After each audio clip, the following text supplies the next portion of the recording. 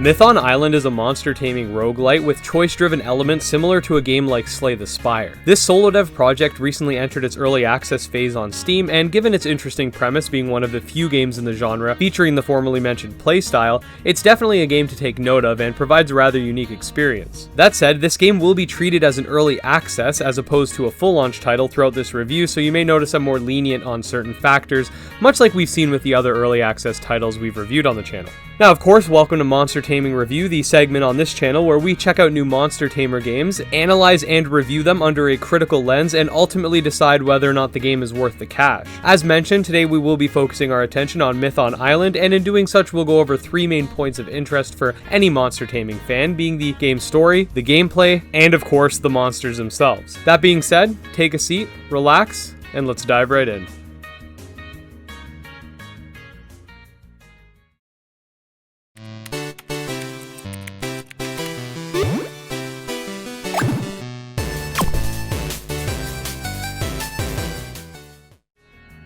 Okay, so the first category on this list is the story, which will be the shortest section of this review, as Mython Island, much like other roguelike and roguelite titles, has a rather short campaign and instead focuses on replayability rather than a single playthrough. If you don't know, roguelike and roguelite games are essentially randomized, generally feature some sort of permadeath mechanic with the possibility of losing everything or at least a large chunk of your progress, etc. These games are short because if they were long, most people wouldn't want to pick it up after a 10-hour run if they decided to die and lose everything. Anyways, for what it is, Mython Island's story is definitely serviceable for the type of game it is, and basically goes like this. You wake up on Mython Island with no memories. Soon after, you meet this mysterious orb who tasks you with traversing said island and destroying the corruption within it. Throughout the short journey, you'll also meet some other individuals along the way who seemingly disagree with the orb's intentions and philosophy. It's your job to uncover the truth and ultimately discover who has your best interest in mind. So yeah, it's a very simple concept using some typical tropes like amnesia to compel the main character to explore,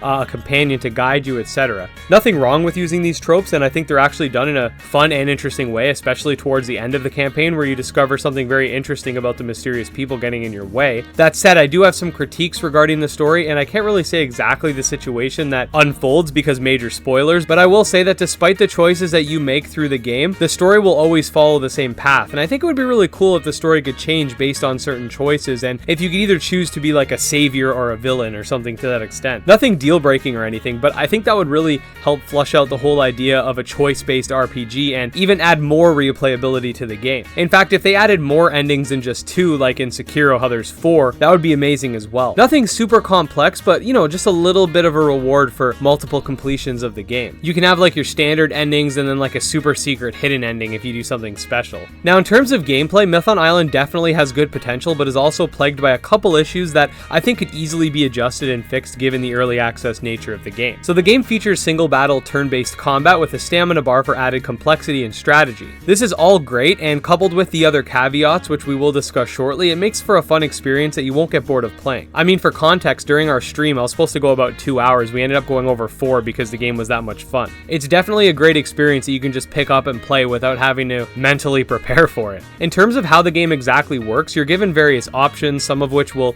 lead either to a battle, a power-up, a mystery, or a shop. These options are randomly generated each run, so you could do some runs where you get no shops or power-ups, while others you could end up skating through because you keep getting power-ups. When you do get into a battle, you can catch the enemy Mython and carry up to 4 at a time, and as expected, each Mython has a different elemental type associated with it. So you'll want to build a team that's balanced to take on these various threats.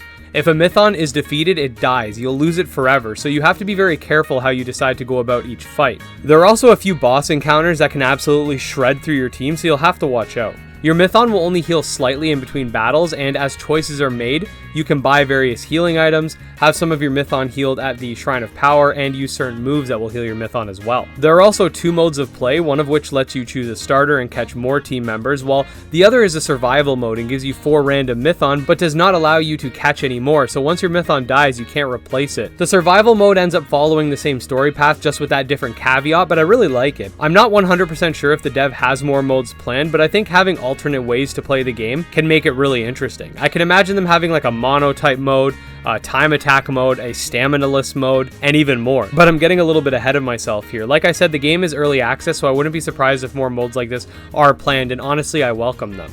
Now on the flip side, there are a few things in which I think are problematic within the game, however are easy fixes as well. Firstly, in battle you have a limited amount of stamina which can only be regenerated through potions, and if you're out of potions, you're also out of luck. You do have the option of using a basic attack, however I've never seen these attacks do more than 3 or 4 damage maximum to an opponent who has 50 to 60 or maybe even more HP. I understand that the basic attacks aren't meant to be relied on, however I do think that there's an imbalance in how much damage they do. Sure, they do need to be much weaker because they're not stamina based attacks, but they should also do enough damage to be usable. As it stands, running out of stamina for both you and your opponent is essentially a death sentence. It's also very frustrating having to sit there knowing that you're gonna die for several turns. This also affects enemies because, like I said, all you have to do is outlast your foe until they're out of stamina, at which point you can just kill them with any party member. It may be very tricky to balance the survival aspect of the game with having either some stamina regen, a rest option, or a serviceable basic attack, but I do think it's necessary in keeping the game both enjoyable and strategic.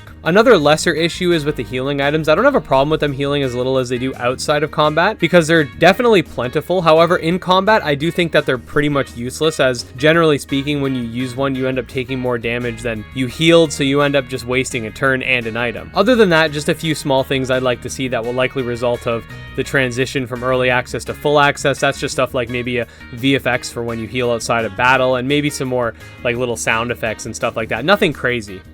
Hey guys, this is Future Ed coming to you because after recording and getting this video ready for upload, Mython Island updated, and what it did was it buffed the standard attack, so it's much more usable now. It added controller support, and the dev has confirmed on my podcast, which will be coming out next week, there will be more modes planned. I'm not going to spoil anything here, but I just thought I'd throw these in the middle of the review here. The reason I didn't fully change the review is because I think that it's very important to show that, yes, this is a review of an early access title, but these things can be quickly changed. Just gives credence to that idea that we do need to go easier on early access titles because they can change very quickly. And this is a great example of that. Anyways, back to the review.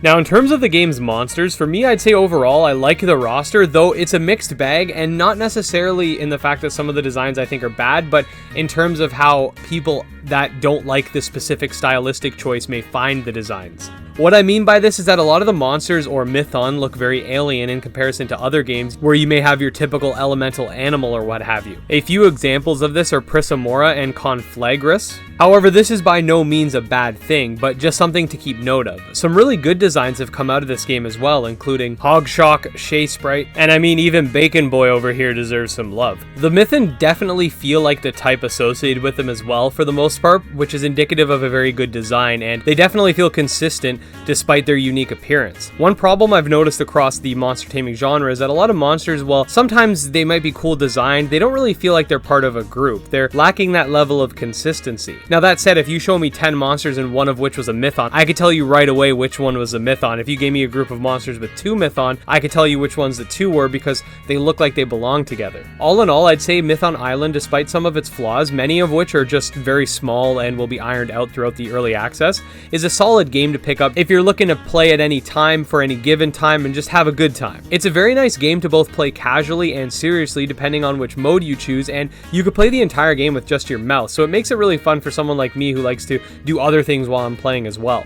The story is simple yet intriguing. The gameplay, while in my opinion needing some balancing adjustments and perhaps a little more flair in certain aspects, is serviceable, engaging, and exactly what you'd expect from a monster taming experience, and the monsters are unique and interesting to say the least. The roguelite and choice-based elements add a really nice dynamic to the game that give even more of the previously mentioned accessibility in terms of just being able to pick it up and play. Now, I always get asked about music when I do these kind of reviews. I'm not a big music nerd, so I'm not going to be able to give you this big thing about how the notes do this and that, but I will say that the music is very catchy and fit the game quite nicely. Now, to culminate all the information together, we can ask ourselves if the game is worth the cash. So firstly, I will say that there are 2 angles to look at this from, but I think for $9.99 USD, and also keep in mind that it's currently on sale, it definitely is, just given the 3D assets, the replayability, and the overall fun experience. However, this all depends on what types of games you enjoy. So many monster taming games we cover are your typical RPG, where it takes about 25 hours to beat, there's a world to explore, various side quests, etc.